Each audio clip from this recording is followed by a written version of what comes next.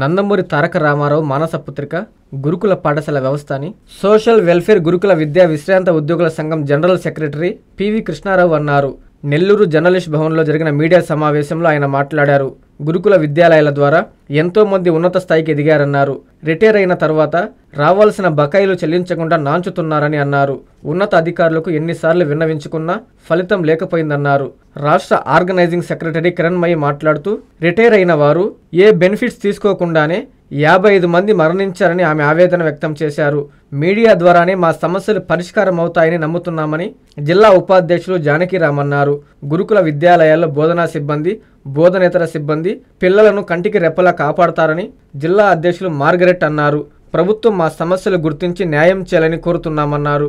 నా పేరు PV Krishnarao, district general సెక్రటరీని. AP social welfare residential association తరఫున మేము ఈ ప్రెస్ మీట్ చెప్తున్నాము. ఎందుకంటే 1986లో రామారావు, నందమూరి తారక రామారావు మానసపుత్రిక ఈ రెసిడెన్షియల్ ఎడ్యుకేషన్, దీని ద్వారా ఎంతో వేలాది మందికి డాక్టర్లు, ఇంజనీర్లుగా, ఐఏఎస్లుగా చాలామంది ఇదయ్యారు. వీళ్ళ అందరి ఉన్నత స్థానాలకి కృషి వెనుక అహంరహం కృషి చేసిన మా అధ్యాపకేతర సిబ్బంది ఎంతో చేసినందువల్లే వాళ్ళు ఆ ఉన్నత స్థాయికి ఎదగగలిగారు. ఒక విధంగా చెప్పాలంటే ఈ రెసిడెన్షియల్ ఎడ్యుకేషన్ అనేది పేదవాడి పబ్లిక్ స్కూల్స్. ఎందుకంటే ఈనాడు సమాజంలోని నిమ్న జాతులు, వెనుకబడిన వర్గాలకి విద్య అందని ద్రాక్షగా తయారవుతుంది. దాన్ని మనసులో పెట్టుకొనే ఎస్ఆర్ శంకరన్ ఐఏఎస్ గారి నేతృత్వంలో ఈ మొత్తము వ్యవస్థని రూపకల్పన చేయడం జరిగింది. అప్పుటాంచి ఇప్పటి వరకు దాదాపు 4 డికేడ్స్లో ప్రతి ఫలితంలో 90% నిలుపుకోవడం జరుగుతుంది. ఇంటర్లో కానీ 10th క్లాస్లో కానీ. దీని అన్నిటికీ మేము మా ఉపాధ్యాయ సిబ్బంది, ఇతర సిబ్బంది పనిచేసిన కారణం వల్లే డెడికేటెడ్ 24/7. ఎందుకంటే అక్కడ మాకు ఫిక్స్డ్ ఈ అవర్స్ ఏ ఉండవండి, ఎప్పుడు పిలిస్తే అప్పుడు పోవాలా. ఎందుకంటే పిల్లలు నైట్ ఏదైనా జరుగుద్ది, ఖచ్చితంగా హౌస్ మాస్టర్ ఎమ్మటనే ఫోన్ వచ్చి వెళ్ళాలా. ఆ విధంగా చేసినందువల్ల ఇంకొకటి ఏంటంటే మా పిల్లల కంటే ఎక్కువగా వీళ్ళ మీద మేము శ్రద్ధ తీసుకోబట్టే వాళ్ళు ఆ స్థానంలో ఉండగలిగారు. కానీ ఈనాడు మేము రిటైర్డ్ అయినాక మాకు రావలసిన బకాయిల్ని, అరియర్స్ని ఇవ్వకుండా అంటే ఫైనాన్స్ లేదని అంటున్నారు. అది ఏదో ఒక విధంగా చేయాలి కదా.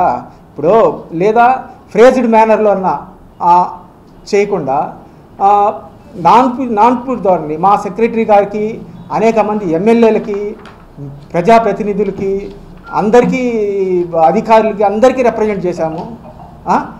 మీకు రిప్రజెంట్ చేస్తే మీరు మంచి ఇది ఇస్తారని ఆ ఉద్దేశంతో మిమ్మల్ని ప్రార్థించడం అన్నా కూడా బెగ్ చేస్తున్నాము.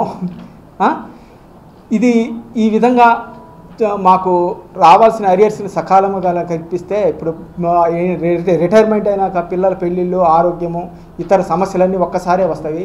అవి ఎదుర్కోవాలంటే ఫైనాన్స్ అనేది చాలా ముఖ్యమైనది. అది మా సొసైటీ తరఫున రావట్లేదు. అది మీరైనా చెప్పించి లేదా ప్రజాప్రతినిధులకైనా చెప్పించి ఇప్పించగలరని మనవి చేసుకుంటూ సెలవు తీసుకుంటున్నాను.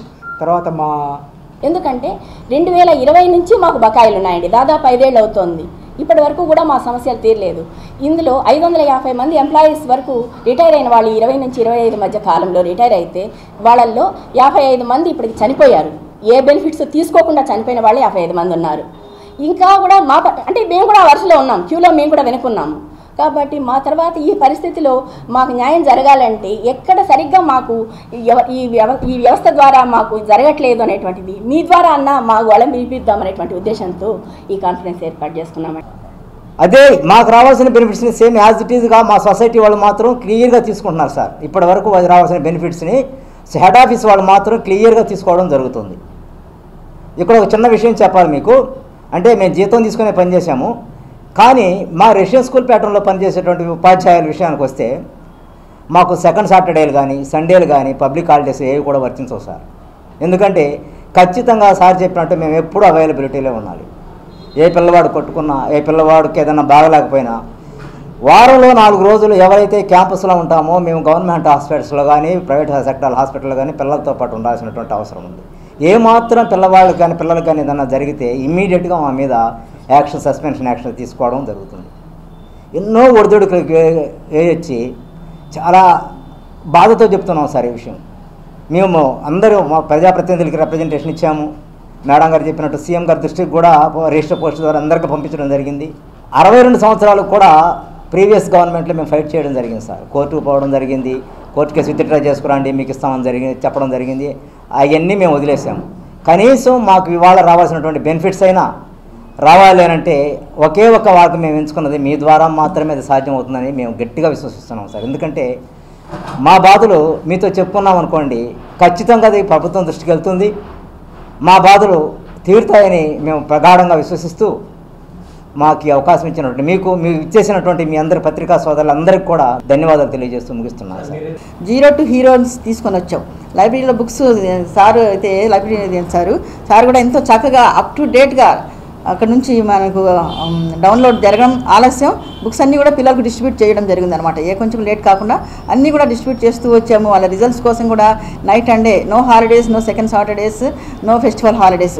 ఫెస్టివల్స్ ఉన్నప్పటికీ కూడా వాళ్ళకి స్టడీ అవర్స్ జరగాల్సిందే, ఎందుకంటే వాళ్ళ ఆల్రౌండ్ డెవలప్మెంట్లో అదొక భాగం అనమాట. మేము లేకుంటే వాళ్ళ యొక్క సేఫ్టీ సెక్యూరిటీ అనేది సరిగా ఉండదన్నమాట. కాబట్టి డ్యూటీస్ వేసుకుంటూ నైట్ అండ్ డే కృషి చేసిన వాళ్ళమే. మరి లాస్ట్కి వచ్చేసరికి 58 years వరకు మాకు స్టాప్ అన్నారు, రిటైర్మెంట్ అన్నారు. దానికి కూడా కోర్టుకు వెళ్ళేసి తీసుకొచ్చామన్నమాట. 58 years నుంచి 60 వరకు. ఆ తర్వాత 60 to 62 వరకు కూడా రావాలని కృషి చేస్తున్నాం, కానీ ఇంతవరకు జరగలేదు. మరి మాకు రావాల్సినటువంటి బకాయిలు కూడా ఇందాక మా వాళ్ళు చెప్పి ఉన్నారు, చాలా ఉన్నాయి. ఈవెన్ 2014 నుంచి కూడా మెడికల్ బిల్స్ రాలేదు. ఈవెన్ 2018 నుంచి 2021 కూడా వచ్చినటువంటి పిఆర్సీల్లో కూడా అరియర్స్ రాలేదు, డిఏ అరియర్స్ రాలేదు. ఇలాంటివన్నీ కూడా పెండింగ్ ఉన్నాయి సార్. అన్నిటి కూడా రిప్రజెంటేషన్స్ ఇస్తున్నాము, కానీ ప్రాపర్గా జరగడం లేదు. ఇక మీరైతే మెయిన్ పిల్లర్స్ కాబట్టి బిట్వీన్ గవర్నమెంట్ అండ్ అస్, కాబట్టి మీరు మీ ద్వారా తప్పకుండా జరుగుతుందన్న ఉద్దేశంతో ప్రెస్ మీట్లు మేము కలవాలనుకున్నాము. మెడికవర్ క్యాన్సర్ ఇన్స్టిట్యూట్ మన నెల్లూరులో అత్యంత అనుభవజ్ఞులైన వైద్య నిపుణుల ఆధ్వర్యంలో అన్ని రకాల క్యాన్సర్ వైద్య సేవలు, అధునాతన పెట్ సిటీ స్కాన్ ద్వారా 5 నిమిషాల్లో క్యాన్సర్ నిర్ధారణ మరియు చికిత్స అందిస్తోంది. దక్షిణ భారతదేశపు మొట్టమొదటి హాల్సియన్ రేడియేషన్ థెరపీ మెషిన్ మరియు బోన్ మ్యారో ట్రాన్స్ప్లాంట్ అందుబాటులో కలదు. ఆరోగ్యశ్రీ మరియు ప్రభుత్వ అనుసంధాన ఉద్యోగులకు సిజిహెచ్ఎస్, ఈహెచ్ఎస్, ఆరోగ్య భద్రత, మరెన్నో బీమాలు మరియు నగదు రహిత చికిత్స అందిస్తోంది మీ Nellore Medicover cancer institute, Chinthareddypalem, Nellore.